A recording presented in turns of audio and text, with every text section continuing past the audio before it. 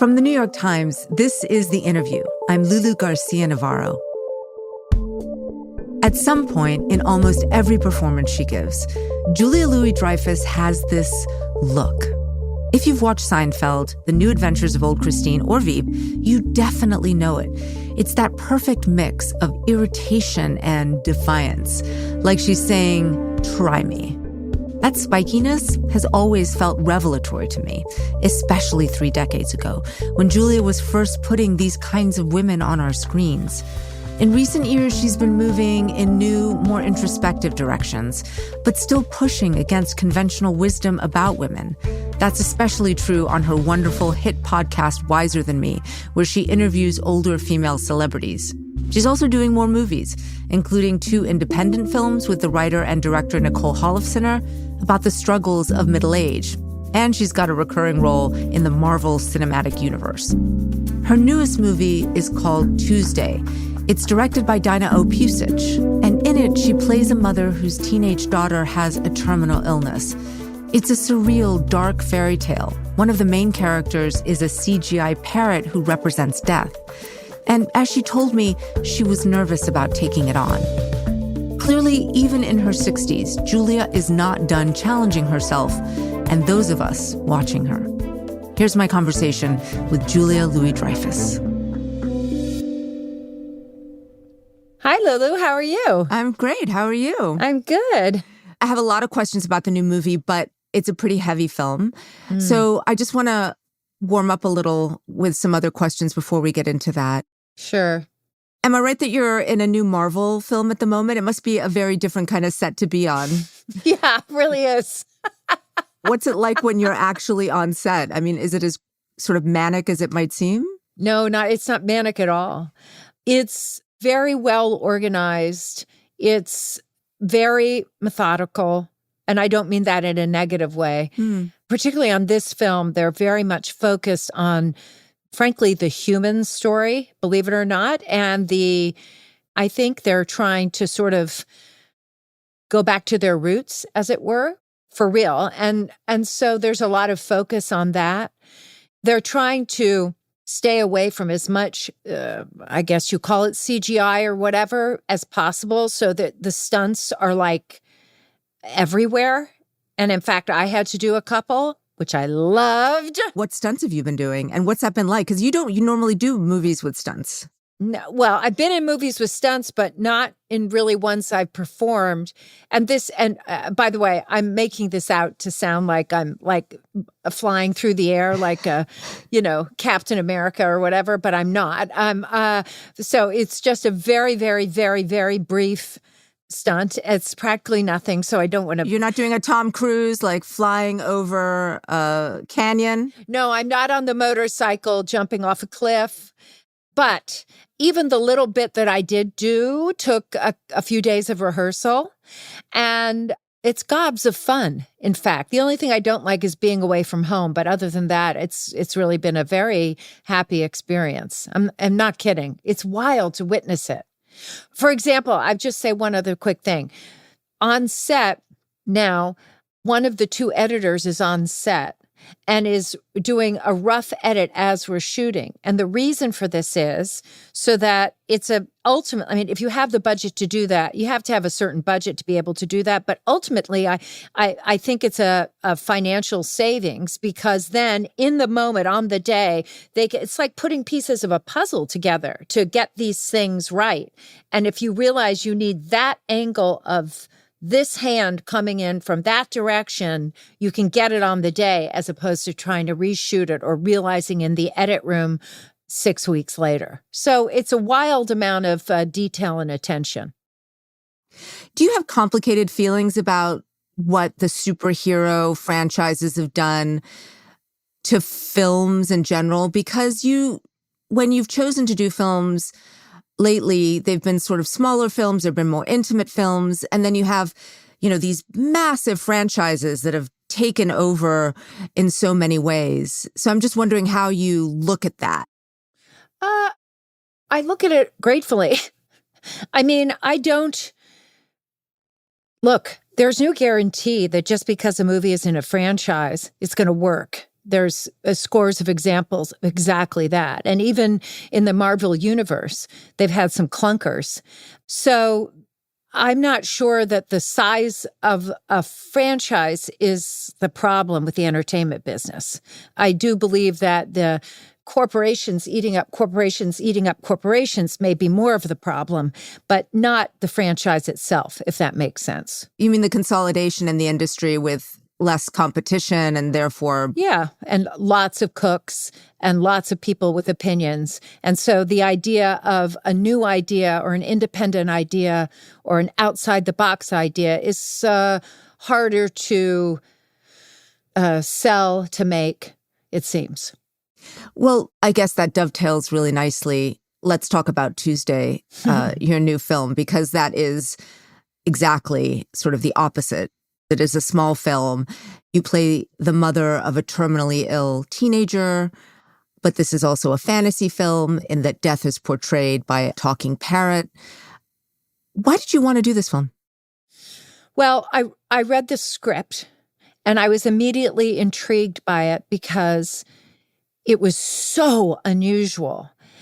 And the themes of the film captivated my imagination. And that is to say, loss and grief and motherhood and denial and death and dying. All of that is interesting to me. And I feel that this way of exploring these themes using magical realism to tell the story, I'm not going to lie, I was nervous about it because it's very strange. And I met Dinah a couple of times and we talked at great length because I wanted to really get a sense of her and could I give my heart to her and trust her, because if this didn't work, if this really fell flat, if this bird that's in the movie, who's played brilliantly by Arinze Kenya, if that doesn't work, we've got a real problem. And so I needed to talk to her very seriously about her intention and her vision. And I fell in love with her and the story and took this leap of faith, which it was. Yeah, I mean, in preparation for this and after watching the film, we had a lot of discussions about the parrot and how to describe the parrot and what the parrot is. It's an unusual device in this movie. And not to get sort of all college English seminar on you, but... No, God, I won't be able to answer. But how do you, when you were coming to this and you were having these discussions, what did you sort of see its meaning to be in the film? I saw, for me personally, and it doesn't mean this is for everyone, because you can interpret this any way you like, but for me, he was my death doula. He was my guide. For me, my character. That's a really great analogy, because in the film, he leads you through these various stages of dealing with the death of your daughter. And I have to say, as a mother myself, it was pretty hard to watch. Yeah, I mean, even talking about it, as I can feel it, it's hard to even talk about. Yeah. You said that you were interested in exploring these ideas. Mm-hmm. Can you tell me why? Sure. Well, they're fundamental. It's funny how we're all going to die, and everyone we know is going to die. We're all going to die. And yet we do not waste any time really thinking about that. And I probably shouldn't use the word waste, but we don't think about it a lot. And maybe it's a good thing.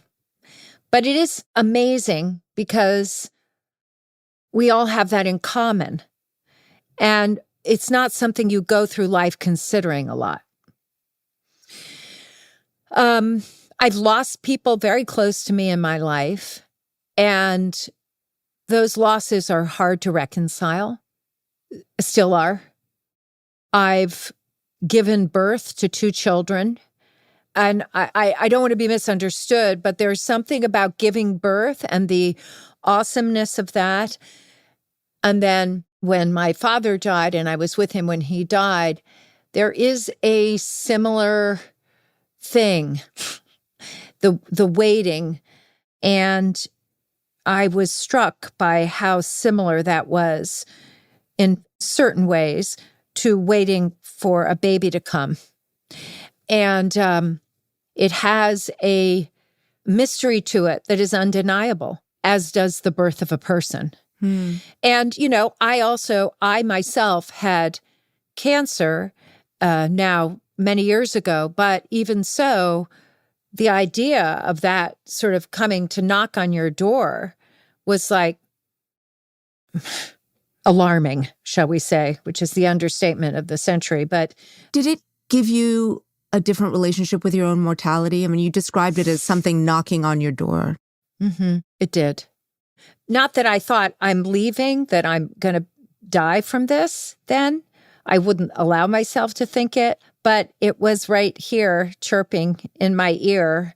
And I don't have an arrogant sense of my immortality anymore. I don't. The way you do when you're 20. I don't feel like that anymore. I feel a little more present, and I feel a little more grateful. Yeah, I know from other cancer survivors that it can fundamentally change your idea of how to live your life. Totally. Oh, yeah. Oh, yeah. In a good way. Oh, yeah, absolutely. I have so much to celebrate, and I feel an enormous sense of gratitude. In this film, you have this scene where you say to your daughter, I don't know who I am without you, what the world is without you in it. Yeah. And I have to say it's a devastating line, because I think any parent just knows how unimaginable it is to experience the loss of a child. How did you, while you were making this film, experience that yourself? I mean, what were you tapping into? Stuff I didn't want to tap into. So I don't want to sound too actory. Please, sound actory. No, I don't like that. But I was on location. We shot this in London. So I was not with my family. And those few days that we shot the pivotal scenes in the movie, I had to call home a lot. I really was a tad unhinged. It was a hard place to go in my mind. And even though it's pretend, and I recognize that, and I'm not in any way implying that it's not pretend, you do have to flirt emotionally with stuff in a very real way to give authenticity to a performance. And it was a hard thing to do. It was a hard thing to do, and it was a hard thing to recover from after. That's why I had to call home a lot. That was a hard time. Let's just put it that way. It was hard. So I'm going to shift out of the movie just for a moment, because it is painful, I think. Wait, before you do, can I ask you a quick question? Of course. I love your name. Is your real name Lulu, or is that a nickname? So my real name is Lourdes, because I'm Hispanic, Lourdes. But I've always been Lulu since I was born. It's a very common nickname. I'm Cuban. And so I've always been Lulu. And so that's who I am. Well, lucky you, Lulu. I love it. Thank you. One of the messages, of course, in the film is not only that death is necessary, but that it can be beautiful, that it actually isn't something necessarily to be afraid of.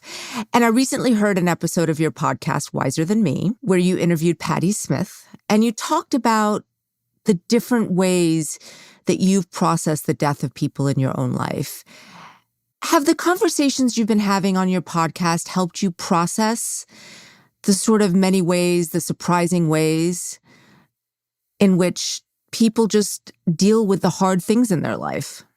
Yeah, it's really one of the many impetuses to making this what is the plural of impetus, but whatever. Impeti. Impeti. It's one of the impeti. That sounds wrong. Let's use it. To having these conversations on the podcast, because all of these women that I'm talking to have really lived very full, long lives. And that, of course, means they've experienced loss. And I'm really interested to talk to them about how they move beyond it, or with it or into it or what I'm just loving to have those conversations. And I want to hear from these women who have experienced an enormous amount of life. Yeah, I find what's comforting about them, and sometimes a little depressing, is that how many of the same themes, right? Sexism, prejudice, self-doubt, they have experienced themselves. Mm-hmm. And I'm wondering, what is your takeaway from hearing these women having gone through so many of the things that we're still going through now? There's a sense with most of them, not everybody, but there's a sense of, okay, I'm done with that bullshit. I don't know if we can swear on your podcast. You can swear. But anyway, I'm done with that. I'm done with self-doubt. I'm done with shame. I'm done with feeling weird about being ambitious. The list is long. We all know what it is. I think for me, the takeaway is, we can be done with that sooner than we thought. We don't have to take 60, 70 fucking years to come to that conclusion. What have you applied? What are you done with? Well, I'm done with, I'm working on being done with self-doubt. I'm working on being done with shame. And I'm working really hard on finding joy. I like the way you paused and really kind of thought about your wording, because you said, I'm done with, and then you said, I'm working on being done with. Well, I haven't accomplished all of this yet. I'm still, old habits die hard. And I have a stronger sense of strength now than I did when I was 30 or 25, but I feel like there's still room to grow. I want to just note one more thing about your podcast, which is that your mom appears on the podcast. And you've talked about going to therapy with her when you were 60 and she was 87. Mm-hmm. Okay, talk me through why she agreed to this, because I've laid my differences with my mom, who's 85, sort of aside. I figure she's that age and she isn't going to change. But maybe I'm thinking about this wrong. I went to therapy with my mother because she said something to me. It might have been my dad's birthday, my dad who had passed. And she was remembering that it was his birthday. And she said something about, I'm sure you're thinking about your dad. And I know there was stuff there that I wish we'd been able to deal with or talk about when you were younger, because my parents were divorced. Wish we'd had a chance to do that. And I said, oh, well, Mom, what's keeping us? Why don't we do it? And so off we went and we did it. And it was very, very helpful. It's not like, everything becomes perfect, but that's not possible under any circumstances. But it was an opportunity to communicate in maybe a more honest way and in a safe way that was helpful to both of us. And I have no regrets about it. So if you're thinking about it with your mom, and if you think your mother would be into it, I encourage you to do it, because you might not have the opportunity in 10 years. And you might think, oh, if only. Did it heal things, unresolved things? Did you see her differently after that? Yes. I know I'm asking you a lot of personal questions, and because I assume you're going to charge me after this. I am. Yeah. But it's because you've been very open on your podcast. I know, huge mistake. Do you feel that? Well, I know it's weird because I don't know. I don't really. I've never done anything like this. I think it sort of surprises me a little bit. I'm incredibly private. Point of fact, I really am. So it is sort of a strange thing. But I also don't think that I don't have any regrets about what I've shared on the podcast. But it is new territory for me. But I don't know. It's also good. I think it engenders a way of thinking about communication that might be good. All right, let's get out of the heavy stuff. I want to ask you about being funny. So you've had these tentpole roles, Seinfeld, The New Adventures of Old Christine Veep. Would you do another long-running TV series? Are you open to that now? Yes, I am. What is it about that kind of episodic thing where you really develop a character over years that you like? God, it's so much fun. If you get the right group of people together, it's like holy water.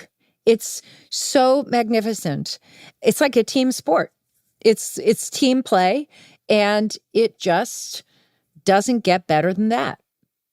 It's a lot. It's a treadmill, though, I will say. It is absolutely a treadmill, and it's an enormous amount of work to keep doing that and keep up what is hopefully a level of excellence over a long period of time. So there are built-in challenges.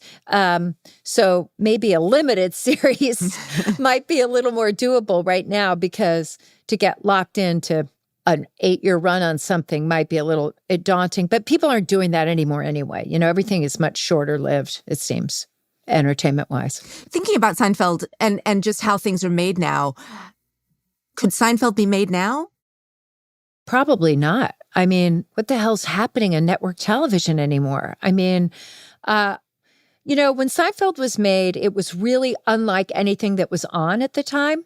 It was a very different style of comedy and style of storytelling, and a different premise. It was just a bunch of losers hanging out. It wasn't like a family or even a workplace comedy. I'm not suggesting the other is bad. I'm just saying it was very different.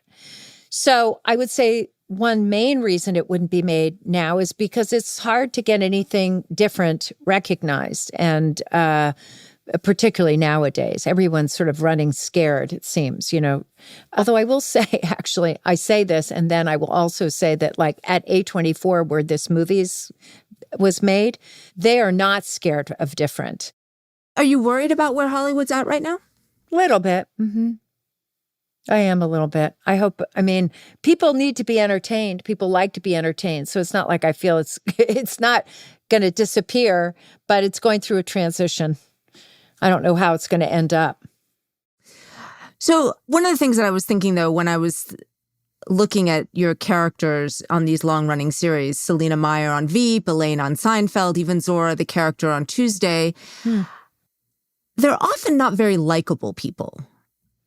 Is it fun to play people that act in unsympathetic ways? Yeah.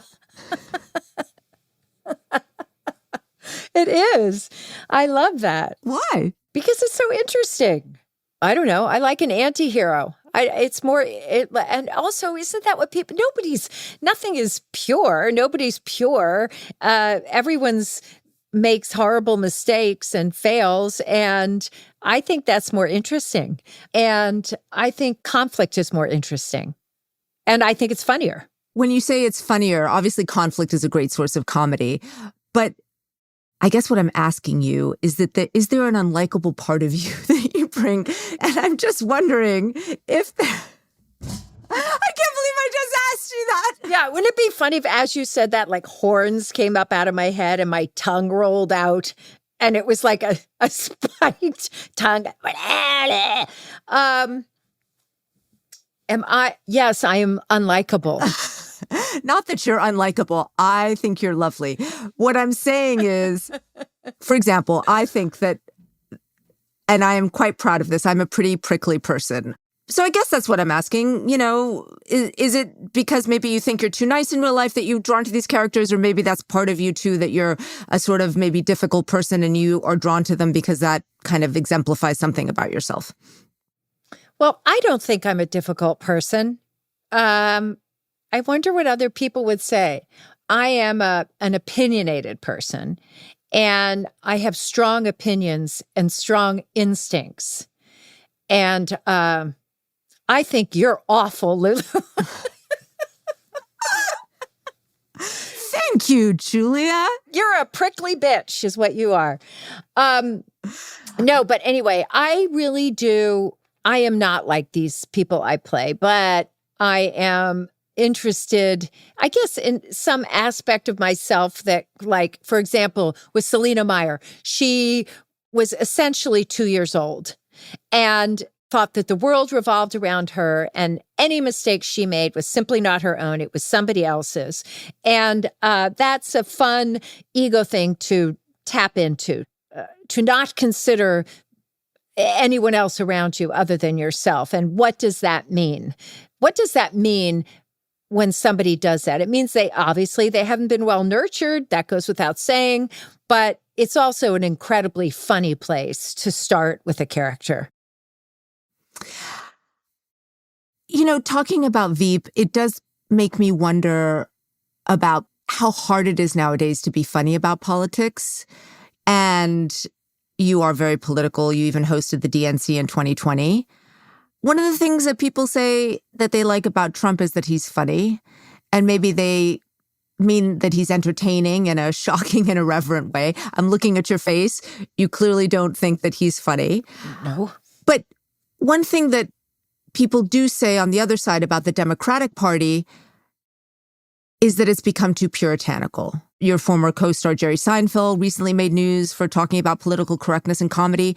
And so I'm just wondering, as a famous comedian yourself, what you think about that. I think that if you look back on comedy and drama both, let's say 30 years ago, through the lens of today, you might find bits and pieces that don't age well. And I think to have antenna about sensitivities is not a bad thing. And it doesn't mean that all comedy goes out the window as a result. When I hear people starting to complain about political correctness, and I understand why people might push back on it, but to me, that's a red flag because sometimes it means something else. I believe being aware of certain sensitivities is not a bad thing. I don't know how else to say it. Are there things that no longer feel funny to you that once did, or things that are funny now that you didn't notice before? Oh, that's a good question. We're going to have to revisit that question because I don't know. I don't know quite how to answer it. Well, we are going to speak again. You know, in our next session, Doctor, we'll discuss it then because I'm not sure. I have to think about that. I want to be thoughtful about it. After the break, I called Julia back to get her answer to that last question, and we also talk about taking big swings in comedy. There's enormous risk. Look, you're going to fail. You're going to fail. In order to be very funny, you have to take huge risks. And sometimes those risks really pay off. And sometimes they truly do not.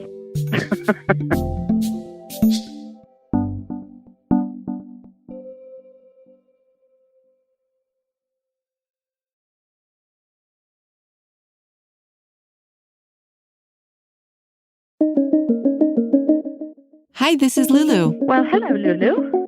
Where are you? What are you doing? I'm in Georgia right now. I'm shooting the Marvel movie here.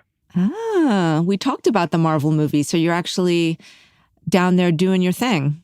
I am indeed, yeah. So, I was wondering if you'd been thinking about anything from our previous conversation. Yeah, I wanted to make sure that I answered this whole idea of political correctness correctly, and I can't really remember what I said. So I sort of wanted to go back to that and be sort of very clear about where I stand. Mm-hmm. My feeling about all of it is that political correctness, I mean, insofar as it equates to tolerance, is obviously fantastic.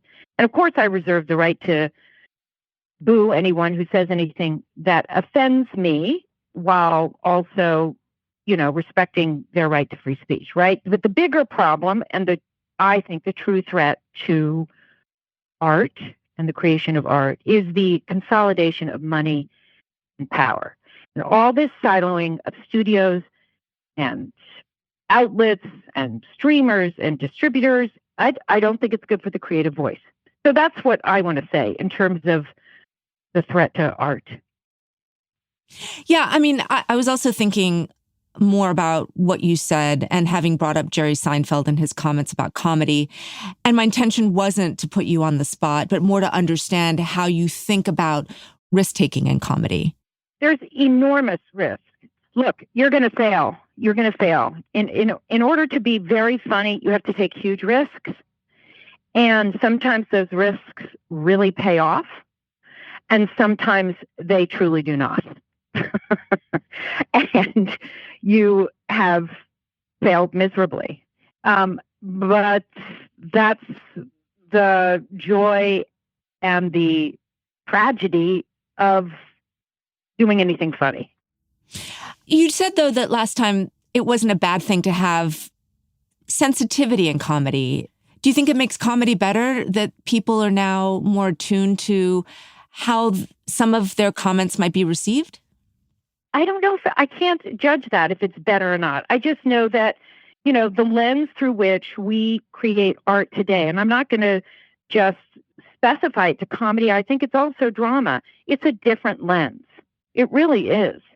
And I think, like even classically wonderful, indisputably great films from the past are riddled with attitudes that today would not be acceptable. So I think it's just good to be vigilant.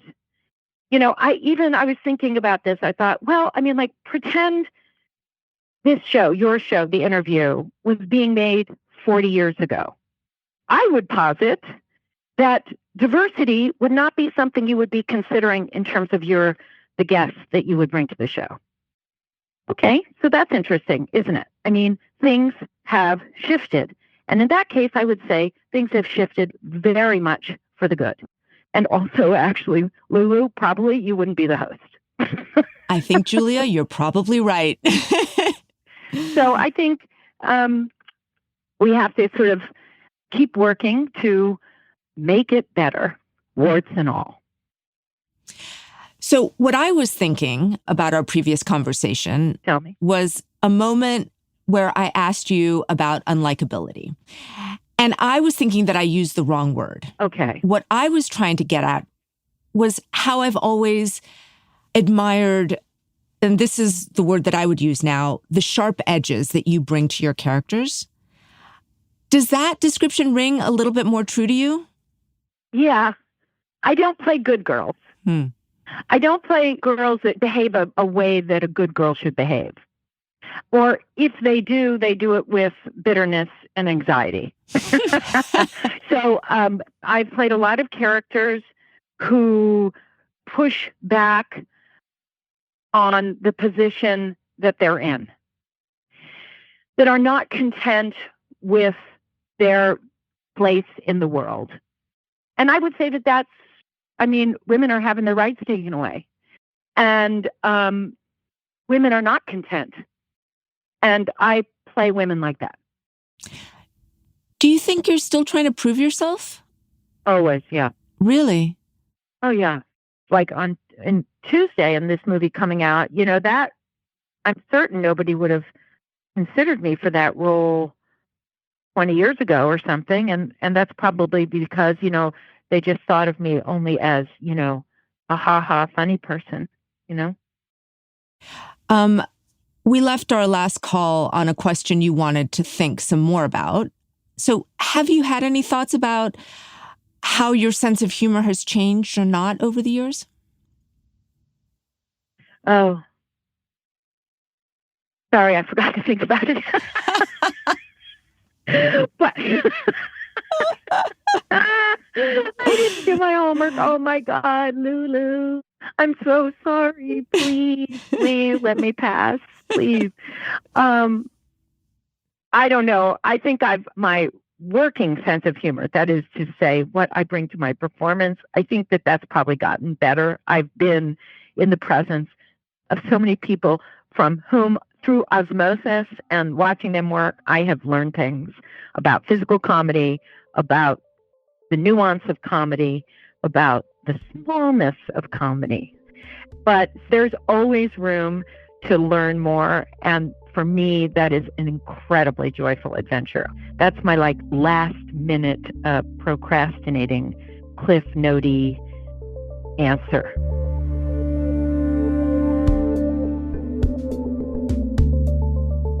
That's Julia Louis-Dreyfus. Tuesday will be in theaters nationwide starting June 14th.